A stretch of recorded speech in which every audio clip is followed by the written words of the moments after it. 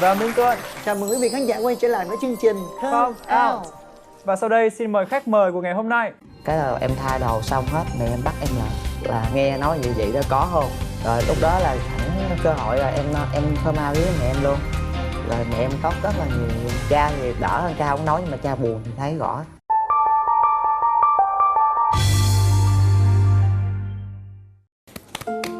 Xin mời hai em. Trời ơi, mặc đồ đôi với nha. Chào chị. Một cặp Dạ, là chào chị, chào anh Tư. Chào mọi người đang xem Come Out. Dạ, em tên là Thượng, sinh năm 93.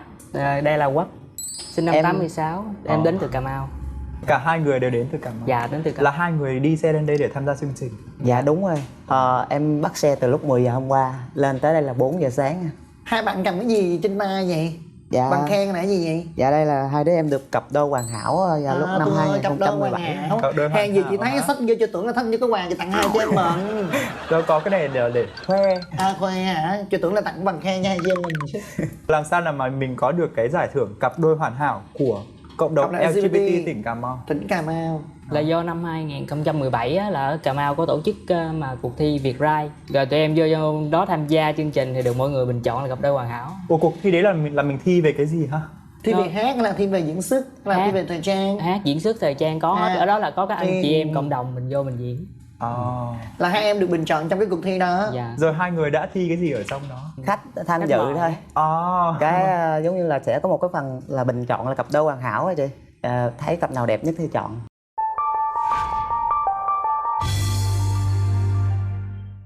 Thế thì cho Tuân xin phép được tò mò về chuyện tình yêu của mình. Dạ hai đứa em á thì bắt đầu quen nhau vào tháng 12, ngày 24 tháng 12 năm 2012 luôn à. Giáng sinh. Dạ ngày Giáng sinh. An tán nhau trước. Khai thiệt nha. Cái câu chuyện này thì nó hơi có sự gọi là bất ngờ. Tại vì đầu tiên á là lúc đó là em mới đầu là mới chơi phay, cái đầu em làm quen với một cái bạn nam. Mà cái bạn nam đó là bạn của Thượng, là người yêu của em bây giờ. Cái em hẹn ra đi gặp mặt. Nhưng mà sau đó ra thì giống như là không có hợp nhãn, không hợp gu nhau á chị.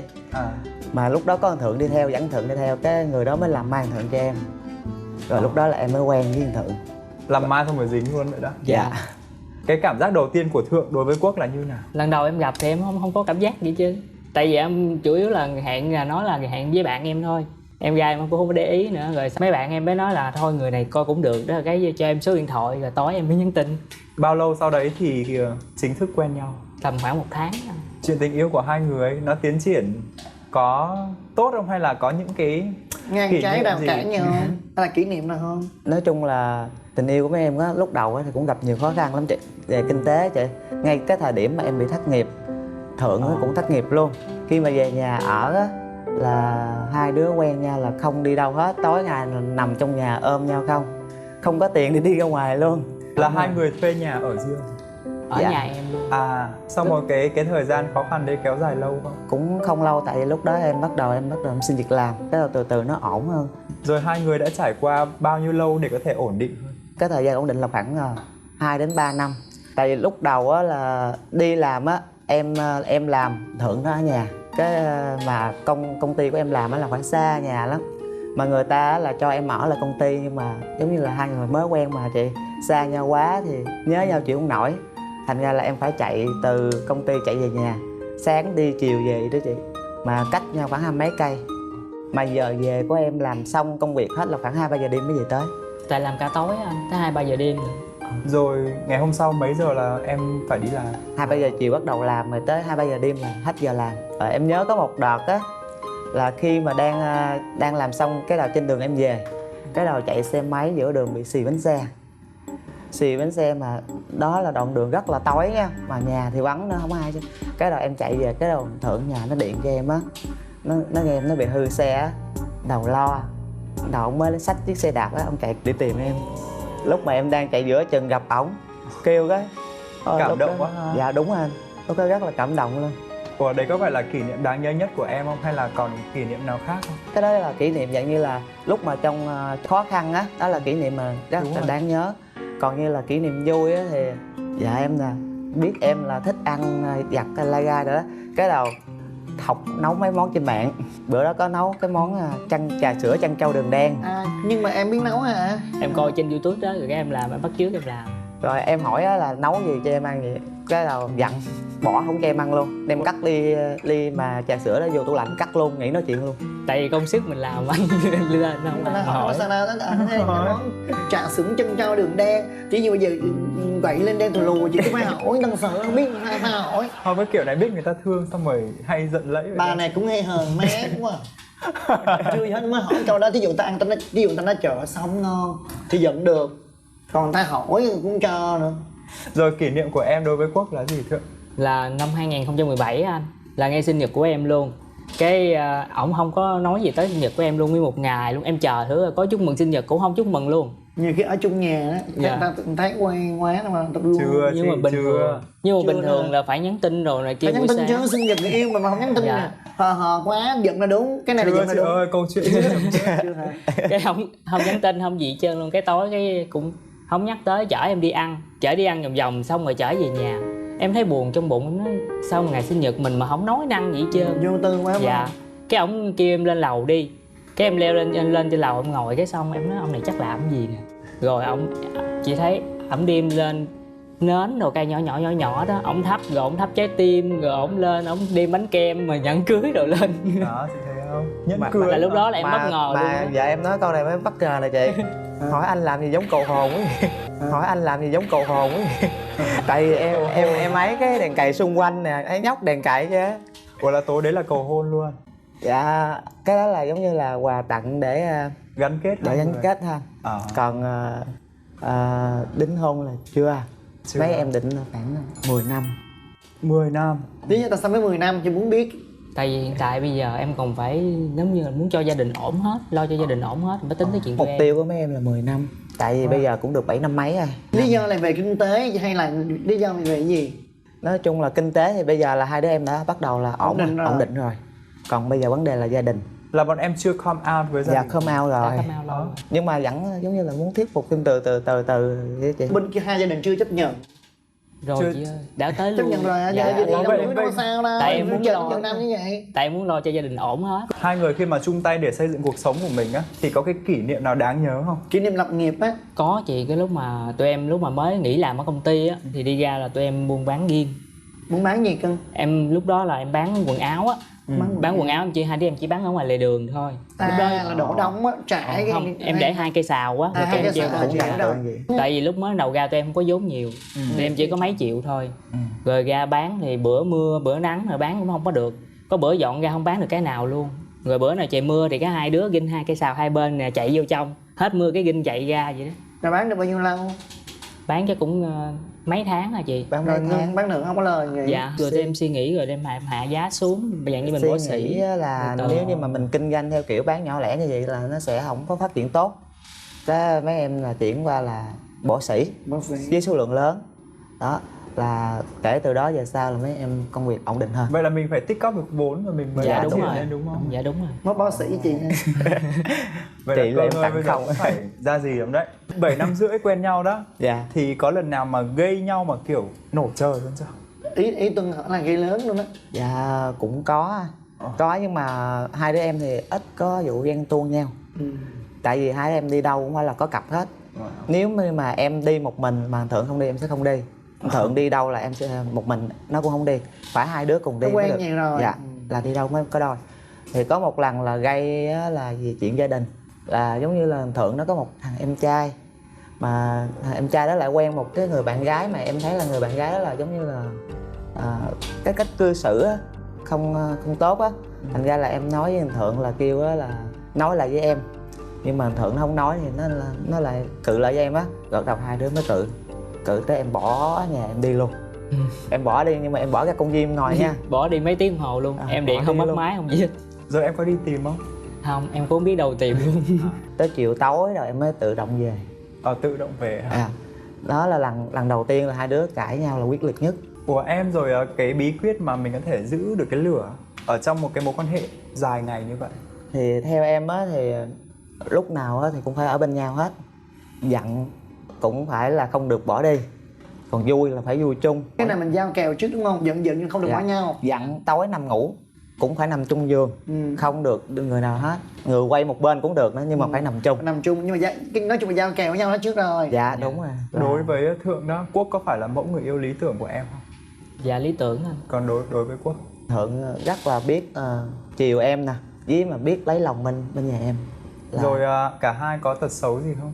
Quốc thì cũng không có tật xấu gì nhiều, chủ yếu là có cái nóng tánh thôi anh. Nóng tánh với tánh thẳng lắm. Nhiều khi mà giận hờn gì là phải nói thẳng liền luôn vậy đó. Mình phải kìm nó lại. Nhiều khi em sai Dạ, em cũng mất phải lòng bắt là xin lỗi em chứ em không xin lỗi. Em phải xuống nước trước. Sao vậy? Giống như hai đứa đang cự lộn á, mặc dù em biết em cái đó hơi bị sai phải không, nhưng em vẫn cố chấp vậy, mà biết nhưng mà vẫn sửa không được. Như vậy không được, như vậy làm cho người ta bất mãn đó nha cưng. Mình đã biết rồi là mình không sửa được nhiều, mình có sửa được ít. Cái gì sai bắt người ta xin lỗi là sao trời, gì lạ lùng vậy? Có bao giờ em thấy bị đàn áp? Không anh, giống như là cái bản năng là mình phải xuống nước trước vậy đó. Nhìn khi nằm kế bên Chị ơi đâu có quan trọng, thì một người cương thì một người nhu lại. giống như là không nói chuyện là em chịu không nổi. Nếu Em mà nằm kế bên. xuống nước trước. Dạ em phải xuống Không nước biết trước. sai hay là đúng em cũng xuống nước trước Dạ. luôn. Nhờ vậy mà mới được dài như vậy chị. Mà em cũng rất là dễ, yêu cầu chỉ cần kêu lúc đang giận mà kêu anh ơi là em hết giận. Em không kêu là nằm tới sáng không nhìn luôn. Giận hận về mấy chị dài như một tháng. Tôi xin phép hỏi từng bạn nhé, là cái kỷ niệm mà mình đã come out với gia đình của mình như thế nào? Thượng trước nha. Em á thì lúc nhỏ thì cũng bình thường giống như mấy bạn LGBT khác, thì cũng thích chơi chung với mấy bạn nữ vậy đó. Rồi nhất thích là chơi búp bê luôn. Chơi búp bê nhưng mà đặc biệt em không thích mặc đồ con gái.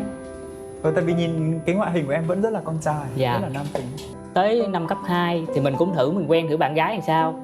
Rồi mình quen rồi mối quan hệ có kéo dài chắc cỡ được 1 tháng. Cái em mới chia tay. Cái xong cái tới năm cấp 3 thì mình cũng có quen một bạn trai, thì cũng nhắn tin qua lại thôi tại vì học khác trường. Nhưng mà cuối cùng em suy nghĩ lại thấy cái cách suy nghĩ của bạn đó không có chín chắn, giống như còn nít quá. Rồi với thêm nữa là không có lo lắng được gì hết. Rồi thôi mà em cũng chia tay luôn, tới sau này là gặp ổng là mối tình thứ 3. Thôi nhưng mà khi mà em come out với gia đình của em á, thì phản ứng của bố mẹ em như nào? Mẹ em thì mẹ cha em thì rất là dễ luôn. Tại vì lúc nhỏ là nhìn em vậy là chắc em nghĩ cũng đã biết rồi.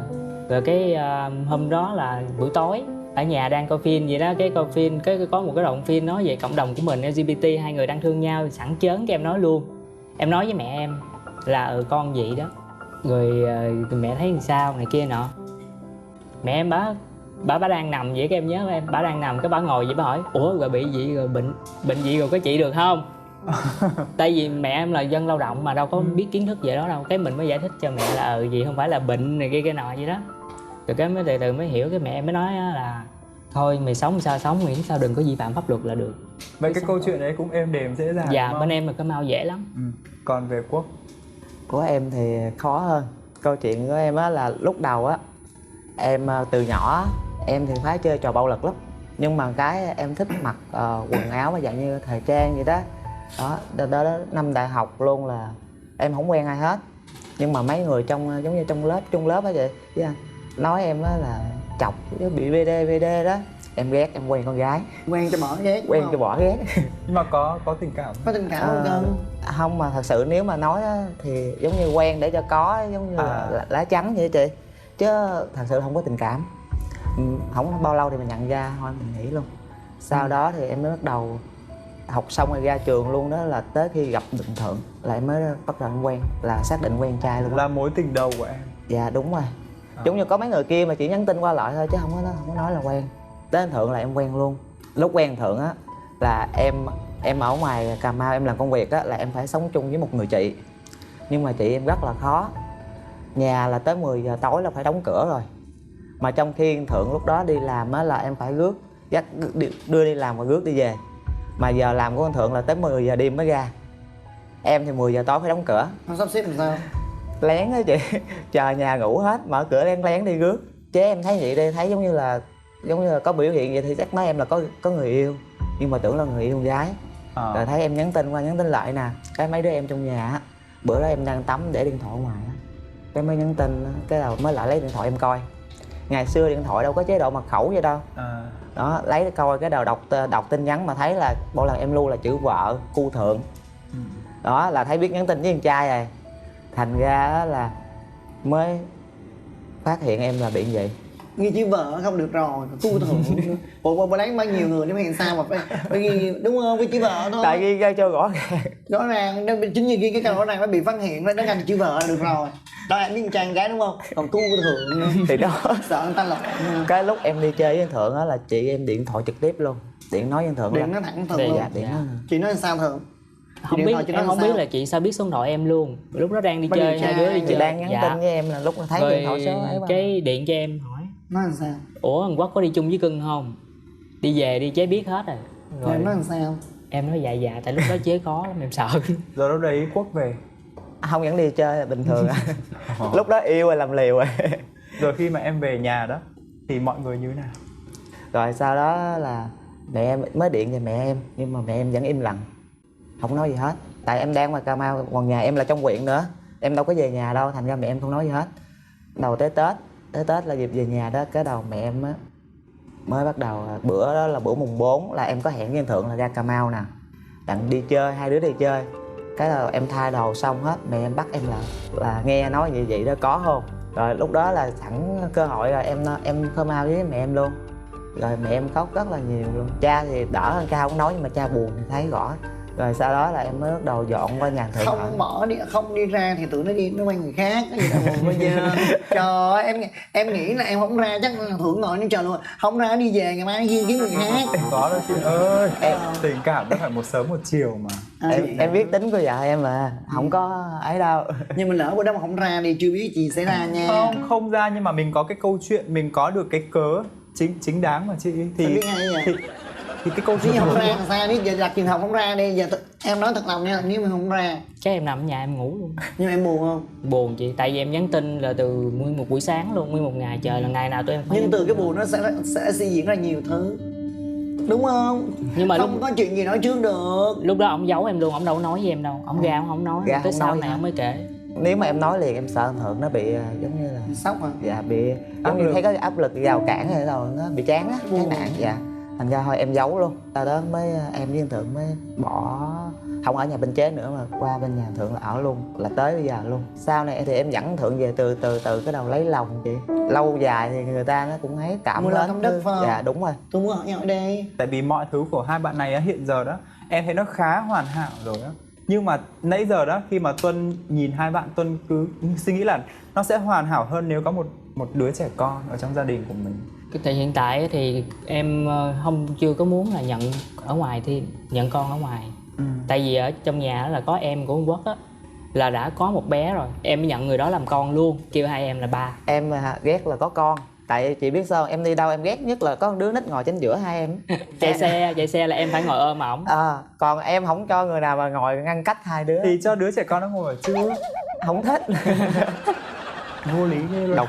độc chiếm á chị. Chị mà, nhưng mà nè, nói vậy nhưng mà sau này mà không có con buồn lắm nha.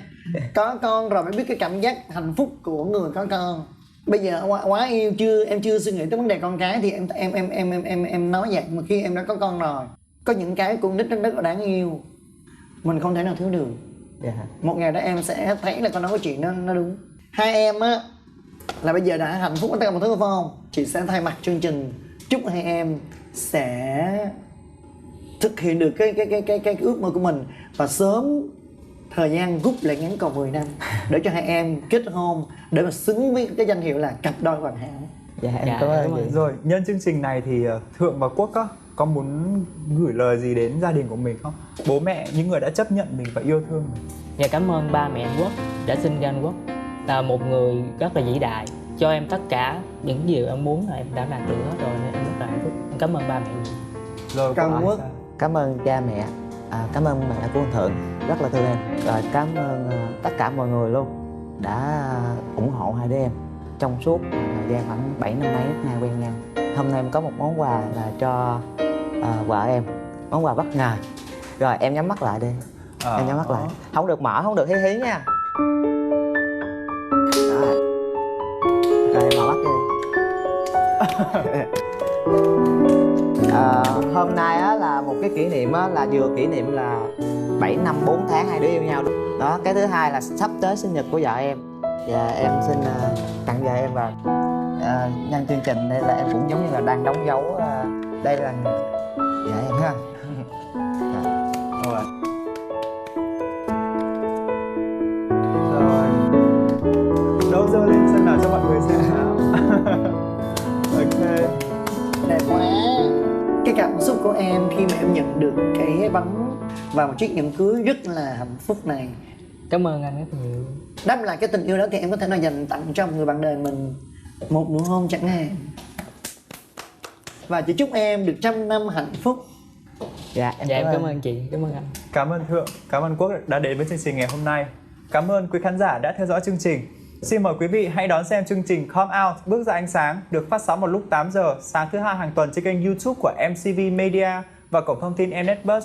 Tất cả mọi thắc mắc xin inbox cho fanpage Come Out Bước ra ánh sáng để có được câu trả lời trực tiếp và nhanh nhất. Bây giờ thì xin chào và hẹn gặp